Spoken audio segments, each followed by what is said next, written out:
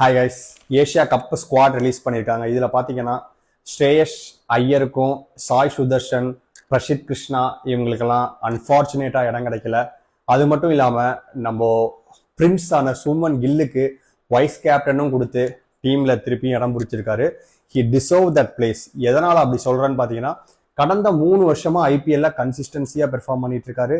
500+ runs அடிச்சிருக்காரு. With 150+ strike ரேட்ல ஆடிட்டு இருக்காரு. அது மட்டும் இல்லாம இந்த ஸ்குவாட்ல பாத்தீங்கன்னா யாரு பிளேயிங் 11ல ஆட போறா அப்படிங்கிறது என்னோட அனாலிசிஸ் படி நான் சொல்றேன். நம்பர் 1 பாத்தீங்கன்னா சுமன் கில், அபிஷேக் சர்மா. அடுத்தது 1 டவுன் பாத்தீங்கன்னா திலக் வர்மா. அடுத்தது ஸ்கை. அடுத்தது Jitesh Sharma, new entry. Hardik Pandya, Axar Patel. Top 7 finish ஆயிடுச்சு. இதுல 2 ஆல்ரவுண்டர் பேட்ஸ்மேன் இருக்காங்க. அதுக்கப்புறம் பாத்தீங்கன்னா வருண் சக்கரவர்த்தி, 8 பேர், ஒரு ஸ்பின்னர் வந்துட்டாரு. 3 fast bowler, Harshdeep Singh, Harshit Rana and Jasprit Bumrah. இதுதான் நம்மளோட பிளேயிங் 11ஆ இருக்கும். மைட் பி ஜிதேஷ் சர்மாக்கு பதில ஒரு சஞ்சு சாம்சன் உள்ள வரலாம்.